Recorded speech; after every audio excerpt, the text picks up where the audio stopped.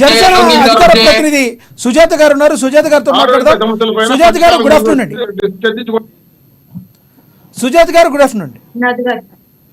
లక్ష్మీనాథ్ గారు, ముందుగా మీకు, అమ్మ టీవీ వీక్షకులకి, అలాగే ప్యానెల్లోని మిత్రులకి అందరికీ శుభ మధ్యాహ్నం అండి. ముందుగా మన వేణుగోపాల్ గారు ప్రస్తావించిన అంశాల గురించి నేను చెప్పదలుచుకున్నాను. సచివాలయ వ్యవస్థ అని తీసుకుని వచ్చి, అంటే వాలంటరీ వ్యవస్థను తీసుకుని వచ్చి పంచాయతీరాజ్ శాఖకి, ఆ వ్యవస్థకి, పంచాయతీ వ్యవస్థకి ప్యారలల్ గా ఒక కొత్త వ్యవస్థని జగన్మోహన్ రెడ్డి గారు వచ్చిన తర్వాత ప్రభుత్వానికి ప్యారలల్ గా ఒక వ్యవస్థను తీసుకురావడం జరిగింది. ఇది అసలు రాజ్యాంగానికి విరుద్ధం అని చెప్పి మన ఎన్నో సర్వేలు కానీ, అలాగే ఎంతో మంది మేధావులు కానీ చెప్పడం జరిగింది. అయినప్పటికీ ఇప్పుడు ఒక 2 లక్షల మంది, ఆంధ్రప్రదేశ్ లో 2 లక్షల మంది యువత జీవితాలని వాలంటీర్లుగా పెట్టి కేవలం 5,000 రూపాయలకి వారితో నానా చాకరీ చేయించుకుంటూ, వారికి ఎటువంటి వేరే ఉపాధి అవకాశాలు కూడా లేకుండా, అంటే డిగ్రీలు, బీటెక్లు చదివిన, ఎంతో పెద్ద పెద్ద చదువులు చదివిన విద్యార్థులు కూడా కేవలం 5,000 రూపాయలకి వారిని వాలంటీర్లు ఉద్యోగాల కింద తీసుకుని వారితోటి వైసీపీ కార్యకర్తల్లా పనిచేయించుకోవడం జరిగింది. మేము మొదటి నుంచి చెప్తూనే ఉన్నాం, వాలంటరీ వ్యవస్థ అనేది రాజ్యాంగ విరుద్ధంగా పెట్టిన వ్యవస్థ అని.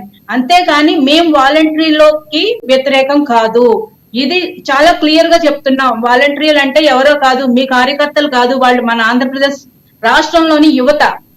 వారి గురించి ప్రతి రాజకీయ పార్టీకి బాధ్యత ఉంటుంది. కేవలం వారిని 5,000 రూపాయలకే పరిమితం చేసేసి వారి కెరియర్ ను పాడు చేసేయడం వైసీపీ, అలా టీడీపీ, జనసేన ఉద్దేశం కాదు. వారికి ఇంకా మరింత వాళ్ళకి ఉద్యోగ అవకాశాలు కల్పించి, ప్రభుత్వ ఉద్యోగాలు కల్పించి, లేదంటే ఈ వాలంటరీ వ్యవస్థలోనే వారికి ఇంకొంచెం ఎక్కువగా శాలరీలు పెంచి వారితో బాధ్యతాయుతమైన పనులు చేయిస్తూ, వైసీపీ చేయించిన అరాచక పనులు కాకుండా వారితో బాధ్యతాయుతమైన పనులు చేయిస్తూ. సుజాత గారు ఇక్కడ ఒక చిన్న పాయింట్ ఇవాళ ఏంటంటే, మనం తీసుకున్న కాన్సెప్ట్ లో ఏంటంటే ఏది నిజం, ఏది వాస్తవం అనేది. ఒక పక్కేమో జగన్మోహన్ రెడ్డి గారు మా ప్రభుత్వాన్ని స్థాపిస్తామని చెప్తున్నారు, మరోపక్క కూటమి వాళ్ళు మీరు జనసేన, టీడీపీ, వైసీపీ మేము స్థాపిస్తామని చెప్తున్నారు. మరి ఓవరాల్గా ఇక్కడ చూస్తే ప్రశాంత్ కిషోర్ మాత్రం వచ్చి ఎటువంటి పరిస్థితుల్లో జగన్మోహన్ రెడ్డి స్థాపించరని చెప్తున్నారు. కొన్ని సర్వేలు వాళ్ళకి చెప్తుంటే అసలు నిజంగా ఎవరు ప్రభుత్వాన్ని స్థాపించే అవకాశం ఉంది, ఎందుకు కూటమికి ప్రజలు ఓటేసే అవకాశం ఉంది? అదే సార్, మన మిత్రులు అడిగిన ప్రశ్నలకు రెండింటికి సమాధానం చెప్పి నేను ఖచ్చితంగా ఈ సబ్జెక్ట్ లోకి వస్తాను. కాబట్టి వాలంటీర్ని మీరు కొనసాగిస్తారు అంటున్నారు. మీరు వాళ్ళని ఉపయోగించుకున్న తీరు తప్పని మేము చెప్తున్నాం. వారిని కరెక్ట్ వేలో ఉపయోగించుకుంటాం, వారికి మరింతగా ఉపాధి కల్పించే ఉద్దేశం మాకుంది అని చెప్పి కూటమి ప్రభుత్వ నేతలు, కూటమిలో ఉన్న ఎవరైతే పార్టీల నేతలు ఉన్నారో వాళ్ళు స్పష్టంగా చెప్పడం జరిగింది.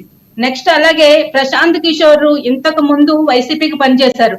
అప్పుడు అదే ప్రశాంత్ కిషోర్ చెప్పిన మాటల్ని నమ్మిన వీళ్ళు ఈ రోజు ప్రశాంత్ కిషోర్ వాళ్ళకి వ్యతిరేకంగా చెప్పడంతో జీర్ణించుకోలేక ప్రశాంత్ కిషోర్ టీడీపీకి అనుకూలంగా చెప్తున్నారని, ఏదంటే లోకేష్ కలిసిన తర్వాత మాటలు మార్చారని చెప్తున్నారు. ప్రశాంత్ కిషోర్ గారు ఎటువంటి రాజకీయాల్లోనూ, ఇప్పుడు ప్రత్యక్ష రాజకీయాల్లో ఆయన సంబంధం లేకుండా, ఇప్పుడు తను కూడా పొలిటికల్ అనలిస్ట్ గా కూడా లేకుండా తను ప్రత్యేకంగా పార్టీ పెట్టుకుని వీటన్నిటికీ దూరంగా ఉంటున్న వ్యక్తి ఇప్పుడు టీడీపీకి అనుకూలంగా చెప్పాల్సిన అవసరం ఏంటండి?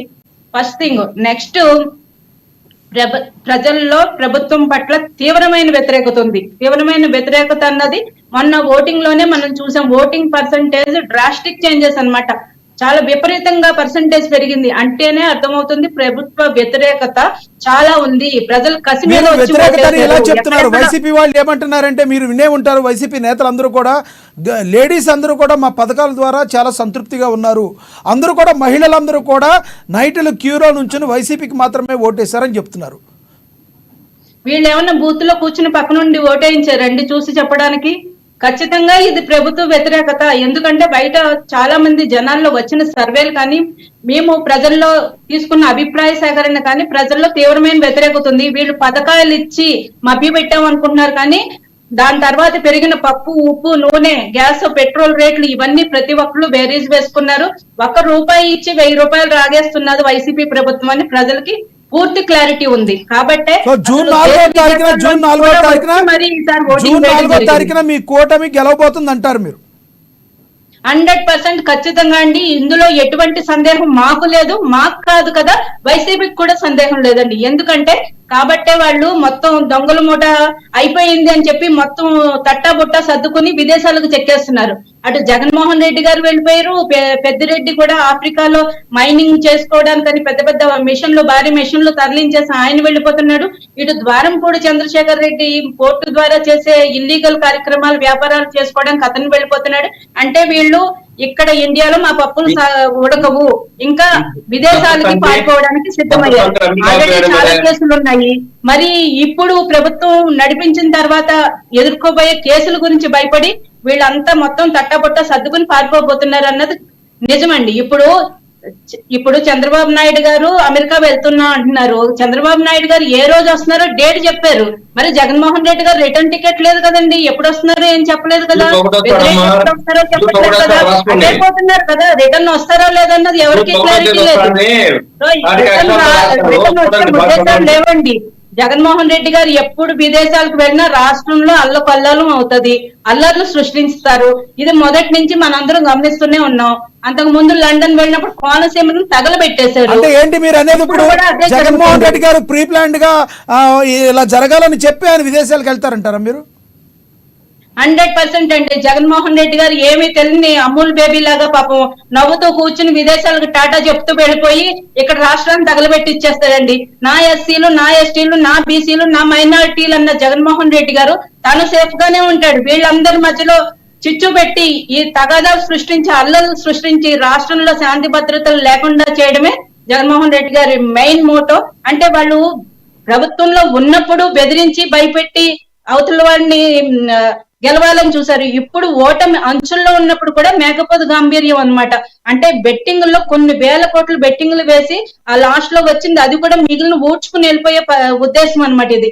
అంటే ఇప్పుడు వైసీపీలో ఉన్న సిట్టింగ్ ఎమ్మెల్యేలు, మంత్రులు కూడా గన్మెన్ కూడా రిటర్న్ ఎందుకు పంపించేస్తున్నారు? ఓటమిని వాళ్ళు అంగీకరించేశారు. ఓటమి అనేది వాళ్ళకి అర్థమైపోయింది. ఓకే సుజాత.